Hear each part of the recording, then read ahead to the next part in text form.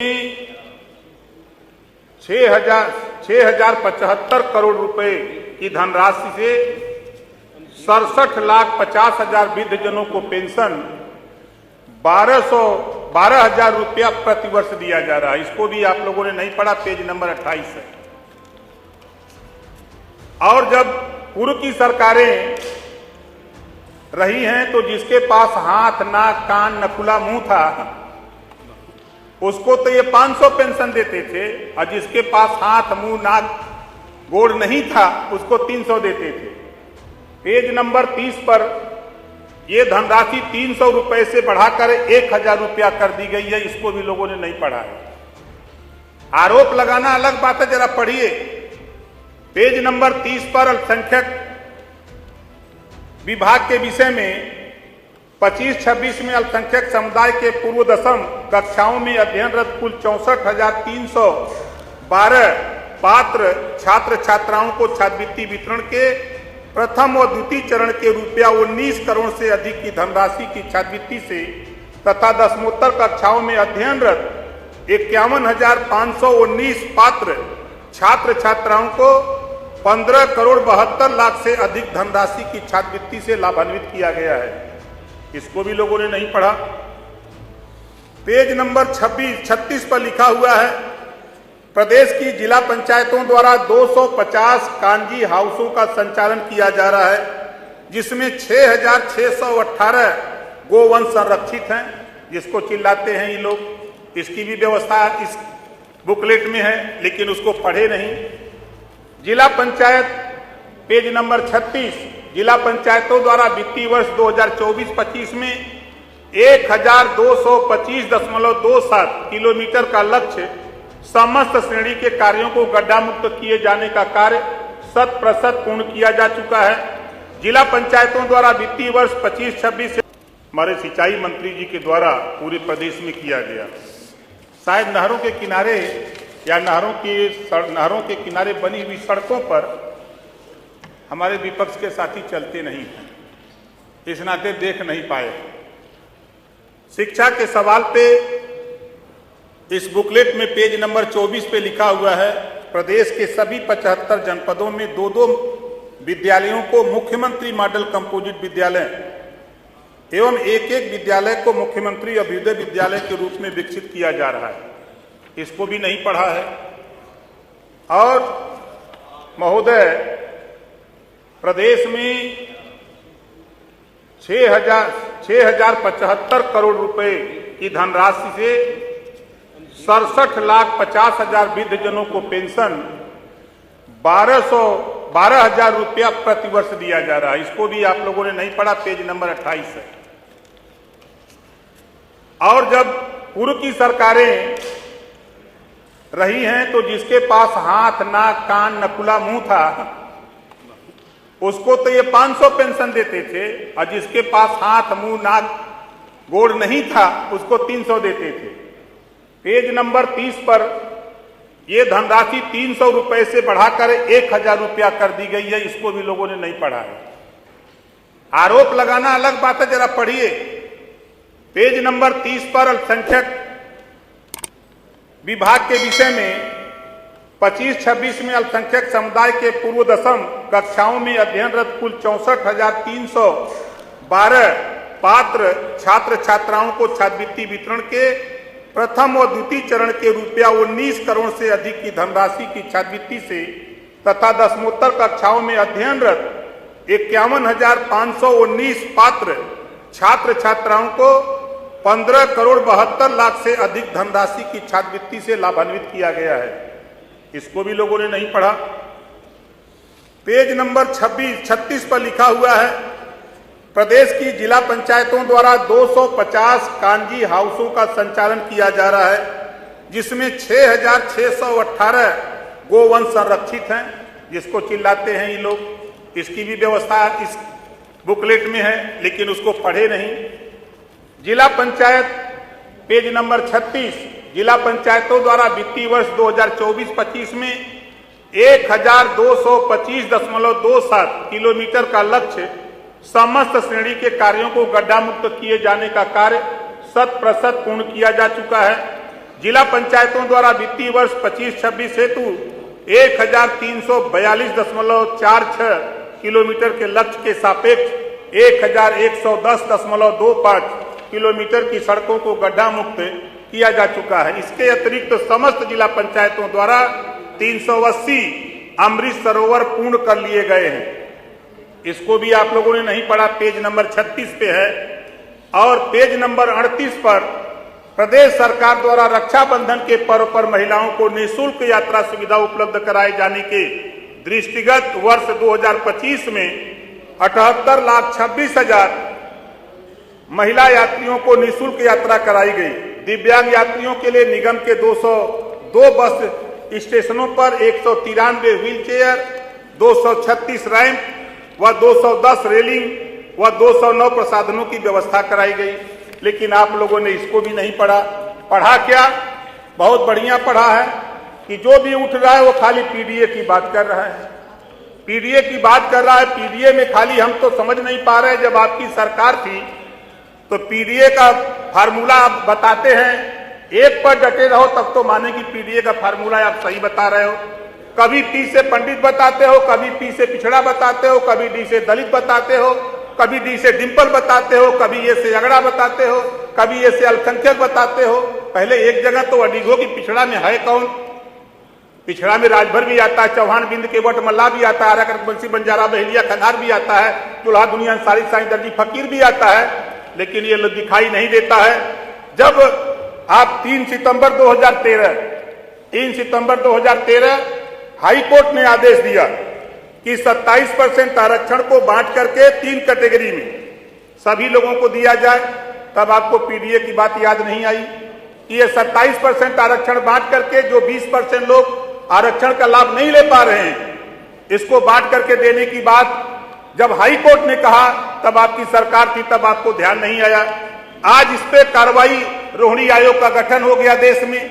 पूर्व राष्ट्रपति रामनाथ कोविंद जी के नेतृत्व में 5 सदस्यीय टीम ने समीक्षा भी कर लिया है। जिस तरह आप लोग कहते थे कि देश में जाति जनगणना नहीं होगी, देश के प्रधानमंत्री माननीय नरेंद्र मोदी जी ने देश के जातिवार जनगणना के लिए कैबिनेट से मंजूरी दे करके एक साबित कर दिया कि मैं बार बार कहता था, सदन में भी कहा था कि एक दिन में नहीं लेकिन एक दिन जरूर देश के प्रधानमंत्री जी के नेतृत्व में ही जातिवार जनगणना होगी।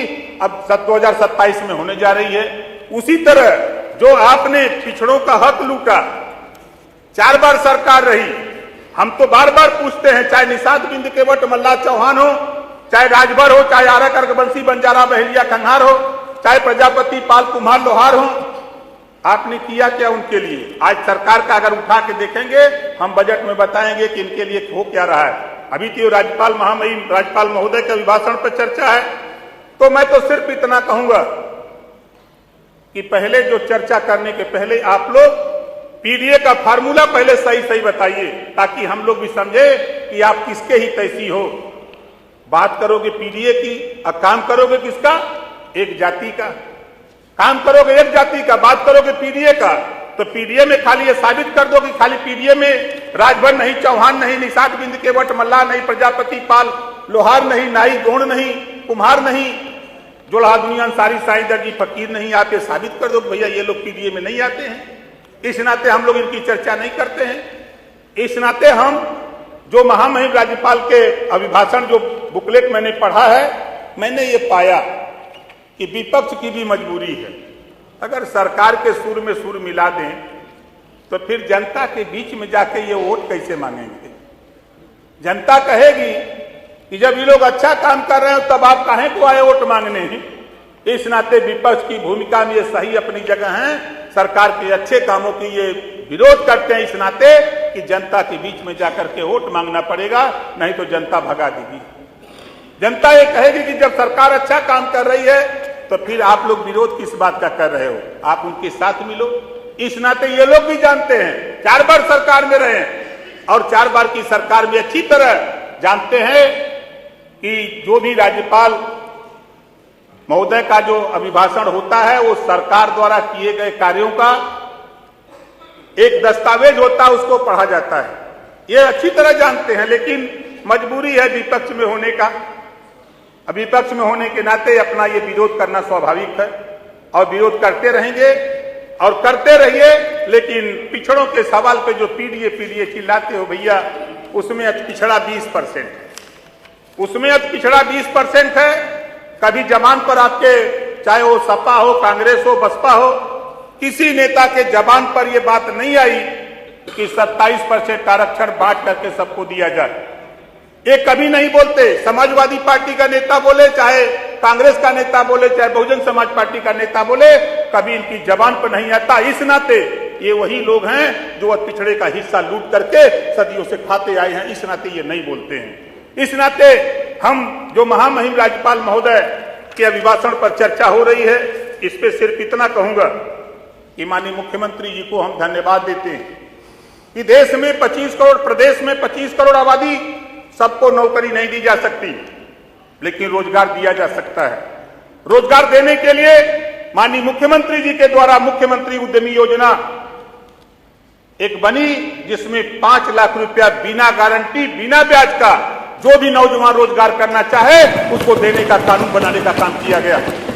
आज मुझे कहने में खुशी है कि आज 2024-25 में 1,09,159 युवाओं को लाभान्वित किया जा चुका है। ये पेज नंबर 44, इसको भी पढ़ लीजिएगा जरा ध्यान से। आप पढ़ते हैं, खाली पन्ने में उलटते हैं कि पढ़ते भी हैं, पता ही नहीं लगता। पढ़ने नहीं आता तो प्राइमरी में नाम लिखा लीजिए, पढ़ लीजिएगा। इस नाते मैं, समय घड़ी जो है इजाजत नहीं दे रही है। हम सोच रहे हैं कि अधिष्ठाता महोदय कहें ना, तभी हम बन कही दें। नहीं, अब थोड़ा सा समाप्त कर दीजिए, क्योंकि अभी नेता विपक्ष को बोलना है। हम अनुशासन में रहने वाले लोग हैं। जी जी। तो हम अपनी वाणी को, राज्यपाल के अभिभाषण का समर्थन करते हुए अपनी बात को समाप्त करता हूं। जय हिंद, जय भारत।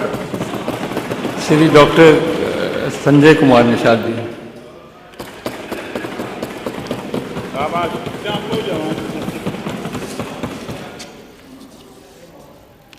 माननीय अधिष्ठाता महोदय, महामहिम राज्यपाल महोदय के अभिभाषण 2026 के धन्यवाद प्रस्ताव की चर्चा पर आपने अवसर दिया, और यह अभिभाषण पर धन्यवाद अच्छे कार्यों को जो संविधान संबद्ध जनता के हितों में, जनता के हित में, क्योंकि पढ़ने में कहीं आया कि लोकतंत्र में राजनीति एक अभिभावक है, जनता के पैसे के, जनता के भविष्य के, देश के, प्रदेश के विकास और के प्रदेश की सुरक्षा के लिए। मैं कहूँगा कि आज के दिन में सभी साथी जितने पक्ष विपक्ष के, जो विपक्ष के लोग तो हमारे भाई साहब ने बता दिया कि उनका धर्म ही है कि विरोध नहीं करेंगे तो खड़ा कैसे रहेंगे, लेकिन अपने सत्ता पक्ष के साथियों के जितने भी चर्चा हुई है उसे संबद्ध करते हुए हम इतने कहूँगा कि आज के दिन में ये जिस समुदाय के लोग, ये संविधान से देश चलता है, संवैधानिक प्रक्रिया के तहत आज के दिन में उत्तर प्रदेश की जो सरकार ने माननीय मुख्यमंत्री के निर्देशन में, माननीय वित्त मंत्री के इस अथक प्रयास से आज जो इस उत्तर प्रदेश में जो हम लोगों ने अब तक काम किया था उसको माननीय राज्यपाल महोदय, चूँकि राज्यपाल ही उसे निर्धारित करता है कि ये संविधान सम्मत है कि नहीं है, उत्तर प्रदेश में राज्यपाल के अनुसार जो अच्छे कार्य हुए उसका अभिभाषण के रूप में एक किताब बनती है, उसमें जो कमी होती है उसे ये लोग संशोधन के लिए लाते हैं। तो संशोधन पर भी विचार हो, ऐसा नहीं कहते कि जो संशोधन होगा उसमें सब गलत होगा, उस पर चर्चा होनी चाहिए। संशोधन भी कुछ न कुछ है कि अगली बार की सरकार में, इनको भी धन्यवाद देता हूँ इसलिए कि जो कमी है ये बताएंगे नहीं तो अगली बार हमसे पूरा कैसे करेंगे। लेकिन इतने कहूँगा कि ये अंग्रेज और मुगल बेईमान थे, उन्होंने हटाकर संविधान बनाया। ये जहाँ हम लोग खड़े हैं, कभी यहाँ लंबे समय तक कभी मुगल थे, फिर अंग्रेज यहाँ बैठ कर कानून बनाते थे, और उसमें हमें कहते हुए गुरेज नहीं होगा कि हमें अपनों ने लूटा, गैरों में कहा दम था, और किश्ती वही डूबी जहाँ पानी कम था। और अंग्रेजों को मार के भगाने वाली जो जातियाँ थी, 578 जातियाँ पूरे देश में, 193 जातियाँ उत्तर प्रदेश में। माननीय अधिष्ठाता महोदय, अभी मैं आया था, आमंत्रित था, लोकसभा अध्यक्ष आए हुए थे, उन्होंने कहा था कि निचले पावदान पर गरीबों की आवाज सदन में पहुंचना चाहिए, उस पर विधि सम्मत कानून बनना चाहिए। अगर संविधान में संशोधन की आवश्यकता हो तो भी संशोधन करके उन कमजोर वर्गों को विकास की मुख्यधारा में लाना चाहिए, यहाँ कह के गए थे। मैं इतना कहूंगा कि जो देश को आजाद कराने वाली जातियां हैं, जिन्होंने कानून से उजाड़ा अंग्रेजों ने 12 अक्टूबर 1871 को, क्या वो ऐसे रोड पर रहेंगे? वो भीख मांगेंगे? वो भीमहीन रहेंगे?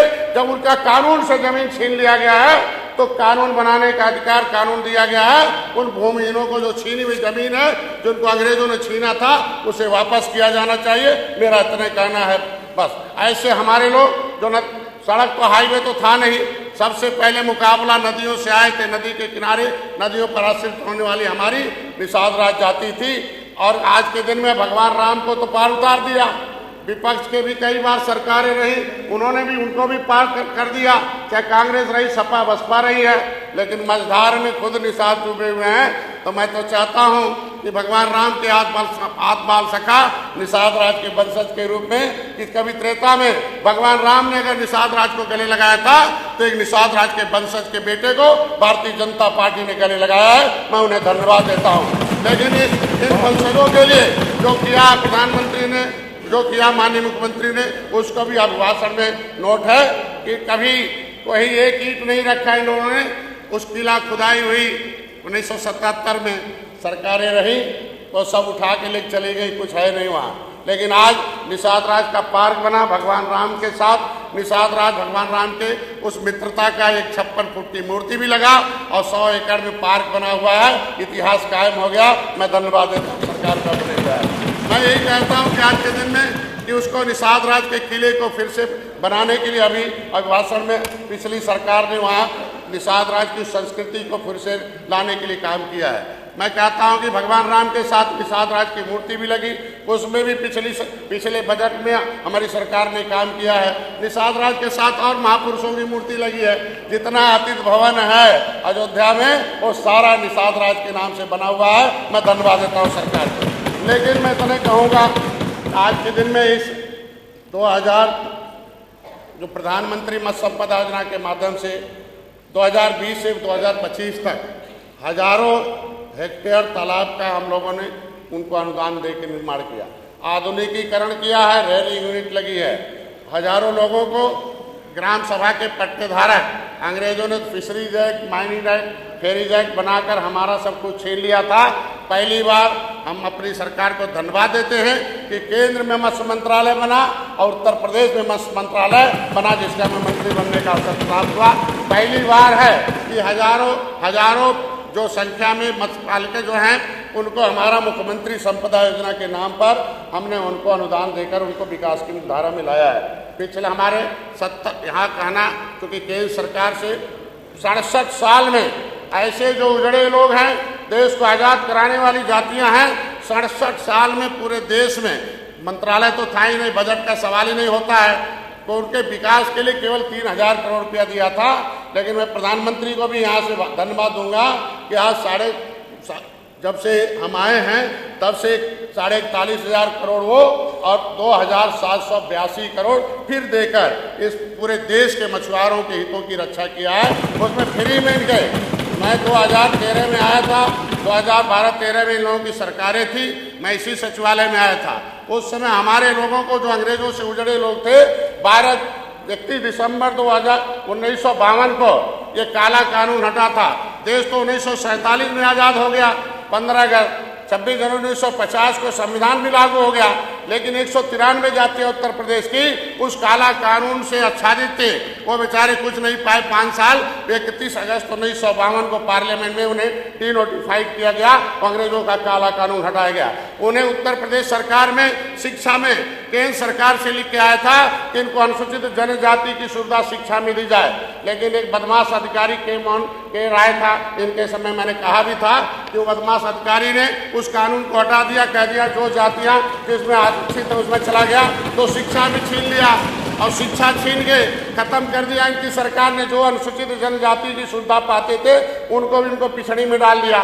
मैं तो नहीं कहूँगा कि भारत सरकार के गजट के 10 अगस्त 1950 के अनुसार जो जातियां अधिसूचित है राष्ट्रपति के द्वारा, वो कहे हैं कि लेदरमैन, वाशरमैन, फिशरमैन, अगर हम 24 नंबर पर लेदरमैन के सारी उपजातियों को हम गिनती करते हैं, 30 नंबर पर अगर फिशरमैन की सारी जातियों को गिनती करते हैं, उनको सुविधा देते हैं, तो 51-53 नंबर पर अगर मझवार अधिसूचित है और उसकी अधिसूचना जारी है, हमारी 31 अगस्त हमारी जो है गिनती हुई थी 1961 में। मैंने जब माननीय मुख्यमंत्री को धन्यवाद दूंगा, ये आवाज हमारे सदन में उठाते रहे। यहाँ से मैं जब चिट्ठी लिखा तो इन्होंने पहली बार 70 साल में कोई मुख्यमंत्री, कोई सरकार इनको संज्ञान नहीं लेती थी। माननीय मुख्यमंत्री ने केंद्र सरकार को पत्र लिखा, इसमें दिशा निर्देश जारी दिया जाए कि जो है केवट मल्लाह मझवार है। मैंने धन्यवाद दूंगा, भारत सरकार ने, RBI ने एक्सेप्ट कर लिया कि नहीं, केवट मल्लाह मझवार अनुसूचित जाति के हकदार हैं। ये दिशा निर्देश, और चूंकि नोडल विभाग सामाजिक न्याय मंत्रालय है, उनको निर्देशित कर दिया। तो पहली बार अगर जब जो है जो RBI या registrar general of census of India, जनगणना विभाग ने मान लिया कि केवट मल्लाह मझवार हैं, ये 53 नंबर पर अधिसूचित हैं, तो ऐसी जातियों की चूंकि जनगणना हो रही है, पहले फेज में अनुसूचित जाति पूछे जाएंगे, क्या मुखिया अनुसूचित जाति से संबंधित है? तो अगर हमारे लिए RBI ने लिख दिया कि हम अनुसूचित जाति से हैं, तो मैं चाहता हूँ, अधिष्ठाता महोदय, इन जातियों को संरक्षण दिया जाए, इन जातियों को संवैधानिक हक दिया जाए, और पहली बार में अनुसूचित जाति में गिनती करने के लिए एक निर्देश जारी कराया जाए कि जो ये जातियां पिछड़ी में नहीं है। ये लोग बेईमान लोग बैठे हैं दायरे में, जब हमारे लोग पिछड़ी में थे ही नहीं, तो पिछड़ी जाति में डालकर हमारा अन्याय किया गया है। 26/12/2016 को इनकी सरकार थी, एक अधिसूचना जारी हुआ राज्यपाल के यहाँ कि ये जातियां पिछड़ी में हैं। जब हम अनुसूचित जाति में पहले से थे, तो केवट मल्लाह का नाम डालना गैर संवैधानिक है। ये गैर संवैधानिक काम करने के नाते सत्ता से बाहर हमारे समाज के लोगों ने कर दिया है, और भारतीय जनता पार्टी ने हमारे साथ किया। मैं चाहता हूँ कि 26/12/2016 को अधिसूचना जारी है कि हम केवल जातियां पिछड़ी हैं। जब मैंने रेल आंदोलन किया, गोली चलवाया, इन्होंने हमें जेल भिजवाया, लेकिन आंदोलन बंद नहीं हुआ। मजबूर होकर 31/12/2016 को 5 दिन बाद एक दूसरी अधिसूचना जारी हुई। यहाँ पिछड़ी माननीय मंत्री जी अपना समापन कर लें। ये कहने नहीं तो फिर पता चला हम क्या जवाब देंगे समाज को। ये ऐसे ही रह जाएंगे, ये नकाब लगा के फिर चले जाएंगे। अब थोड़ी सी समय सीमा है, अभी और लोग को बोलना है, तो आप। मैं इतना कहूंगा, मैं 31/12/2016 को जो राज्यपाल ने 4 दिन बाद अधिसूचना जारी किया संशोधित, उसमें लिख दिया कि इन जातियों को पिछड़ी जाति से निकाल दिया जाए। राज्यपाल को धारा 13 में पावर है, कौन अनुसूचित रहेगा कौन नहीं रहेगा। राज्यपाल ने जब अधिसूचना जारी कर दी कि ये जातियां पिछड़ी नहीं है, अनुसूचित हैं, तो मेरा हक ये न खाए, इनसे निकाल के 9% अनुसूचित में डाल दिया जाए। अनुसूचित के लोग भी विरोध नहीं करेंगे और हमारे समाज का साथ न्याय समाप्त। ये भूमि जातियां, मैं तो नहीं कहूंगा सरकार यहाँ है, इन्होंने भी वादा किया था मछुआरों को कि हम अनुसूचित जाति का जो हिस्सा है, हम ऑलरेडी शामिल हैं। आपकी बात आ गई है। उत्तराखंड में सरकार है, वहाँ एक परिभाषित किया गया है कि शिल्पकार जाति नहीं है, जातियों का समूह है। उसी तरीके से उत्तर प्रदेश में भी एक परिभाषित कर दिया जाए कि मझवार जाति नहीं है, शिल्पकार जाति नहीं है। इन जातियों को एक सूची बना दी जाए और एक प्रस्ताव पारित करके भेज दिया जाए केंद्र सरकार को, जिससे हमें संवैधानिक हक मिले। मैं इसके लिए इसीलिए मांग करता हूँ, और मैं अपनी पार्टी की तरफ से, अपने समाज की तरफ से और अपनी सरकार की तरफ से इस राज्यपाल के भाषण का मैं समर्थन करता हूं और धन्यवाद देता हूं कि आज मछुआरों के लिए पहली बार है कि हमारी मंत्रालय अलग हुआ है और बजट भी मिला है। पिछली सरकारों में हमें काम करने का अवसर मिला, और उत्तर प्रदेश पूरे देश में सर्वोत्तम प्रदेश है मत्स्य उत्पादन में। मैं 1 साल के अंदर मैं कह रहा हूँ, 1 साल बाकी है, मैं 1 साल से मैं इतना कर दूंगा कि उत्तर प्रदेश पूरी दुनिया को मछली सप्लाई करेगा, और उसके लिए कोई सी प्रदेश की जरूरत। धन्यवाद मंत्री जी, धन्यवाद। आप समापन कर दीजिए। धन्यवाद। श्री मनोज पांडे जी, कम समय बोलिएगा कि समय बहुत ज्यादा हो गया। धन्यवाद माननीय अधिष्ठाता महोदय। मैं आपका आभार प्रकट करता हूं कि महामहिम राज्यपाल जी के अभिभाषण के समर्थन पे बोलने का आपने हमें अवसर दिया। मानवर, मैं आपके माध्यम से कहना चाहता हूं कि ये दृष्टांत और इतिहास रहा है कोई भी देश और राज्य तभी प्रगति और विकास के रास्ते पर आगे चल पाया है जब उस राज्य और देश की कानून व्यवस्था मजबूत रही है, उस देश के उस राज्य के यातायात के साधन मजबूत रहे, अन्नदाता और किसानों की चिंता हुई है, वहाँ के इंफ्रास्ट्रक्चर को मजबूत किया गया है। और जो मैंने सबसे प्रारंभ में कहा कि उसी राज्य में उद्योग आते हैं, उसी राज्य में व्यवसाय बढ़ता है जहाँ पर कानून व्यवस्था मजबूत रहती है। हम धन्यवाद देना चाहते हैं उत्तर प्रदेश के माननीय मुख्यमंत्री जी को कि उत्तर प्रदेश में जिस कानून व्यवस्था का राज स्थापित किया, आज ये कम से कम उत्तर प्रदेश के 25 करोड़ लोगों के लिए गर्व का विषय है कि उत्तर प्रदेश की कानून व्यवस्था को देश के अन्य राज्य आज अनुसरण करने का काम कर रहे हैं। मैं इसके लिए माननीय मुख्यमंत्री जी को बहुत बधाई दूंगा। और आज जब भारत के यशस्वी प्रधानमंत्री आदरणीय नरेंद्र मोदी जी के नेतृत्व में, दिशा निर्देश में, योगी जी के नेतृत्व में, एक ऐसे योगी जी जिनको कर्तव्यनिष्ठ भी कहा जाए, त्यागी भी कहा जाए और योगी भी कहा जाए, उनके नेतृत्व में जब आज उत्तर प्रदेश लगातार आगे बढ़ रहा है तो रामचरितमानस की ये चौपाई प्रासंगिक हो जाती है। कर्म प्रधान विश्व रचि राखा, जो जस करहीं सो तस फल चाखा, ये इसके ऊपर पूरी तरीके से लागू हो जाती है। लेकिन दुर्भाग्य की बात है माननीय अध्यक्ष जी, उस उत्तर प्रदेश को जिसको देश में और दुनिया में लोगों ने जिस नजर से देखा एक लंबे वक्त तक, उससे कहीं ना कहीं 25 करोड़ उत्तर प्रदेश की जनता भी अपने को असहज और अपमानित महसूस करती थी। एक ऐसा उत्तर प्रदेश जिसमें एक वर्ष का 3 महीने ऐसा आया कि 1972 उद्योग और व्यवसाय उस 3 महीने के अंदर उत्तर प्रदेश से पलायन हो गए और हजारों लाखों की संख्या में लोगों के हाथ से रोजगार चले गए। आखिर उसके पीछे कारण क्या था?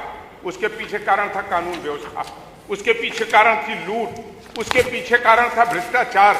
लेकिन आज हम जिस उत्तर प्रदेश में रह रहे हैं, मानवर हम कह सकते हैं, जो आंकड़े भी बताते हैं, हम आंकड़े पर नहीं जाना चाहते, लेकिन हम ये जरूर कहेंगे कि माननीय मुख्यमंत्री जी ने, अपराध तो होते रहेंगे लेकिन अपराधियों के विरुद्ध न्यायोचित जिस तरीके से निष्पक्ष भाव से कार्रवाई किया है, इस उत्तर प्रदेश में एक नए अध्याय और इतिहास का प्रारंभ करने का काम किया है जिसे लोग याद रखेंगे।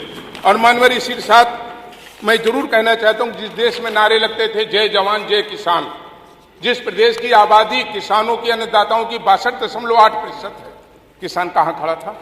लेकिन आज हम कह सकते हैं उत्तर प्रदेश और महामहिम राज्यपाल जी ने भी जो अपने अभिभाषण में कहा, जिस तरीके से आज प्रदेश के अन्नदाताओं को लगातार मजबूत और समृद्धशाली करने के लिए, उन अन्नदाताओं को जो आत्महत्या कर रहे थे, आज कम से कम अन्नदाताओं के चेहरे पर भी हम लोगों को खुशी की लहर नजर आ रही। मैं इसके लिए बहुत बहुत आभार प्रकट करूंगा। और सड़कों के मामले में एक ऐतिहासिक कार्य हुआ है। मैं मुख्यमंत्री जी और मुख्यमंत्री जी की पुलिस को भी बधाई दूंगा, जैसे आज वो गली गली अपराधियों को खोज रही है और अपराधियों को ठीक कर रही है, वैसे आज PWD विभाग कम से कम गली गली टूटी हुई सड़कें और न बनी हुई सड़कों को ढूंढ करके उन्हें भी बनवाने का काम कर रही है। आज हम कह सकते हैं कि उत्तर प्रदेश देश का सबसे ज्यादा एक्सप्रेस वे देने वाला राज्य है। इसके लिए हम माननीय मुख्यमंत्री जी को बधाई देंगे। और मैं इसी के साथ ये भी कहना चाहता हूँ, मानवर भर्तियां बहुत कई बार हुई, लेकिन भर्तियों पर निशान क्या लगे? जिस उत्तर प्रदेश की राजधानी लखनऊ में दलाल और वेंडर घूमा करते थे, पैसा लाओ नौकरी दें, अभी इतनी बड़ी कांस्टेबल भर्ती हुई, हम सबको तो गर्व है, पता नहीं लोगों को गर्व है कि नहीं है। ना कोई विपक्ष ना कोई पक्ष, कोई नहीं कह पाया कि 100 रुपए सिपाही की भर्ती और कांस्टेबल की भर्ती में देने का नंबर आया। सिंचाई विभाग ने अभूतपूर्व कार्य किया है मान्यवर। आज पहली बार सिंचाई विभाग ने जिस तरीके से पुल पुलियों का निर्माण किया, 50 साल में कभी नहर की पटरी पर सड़क बनाने का काम नहीं किया गया।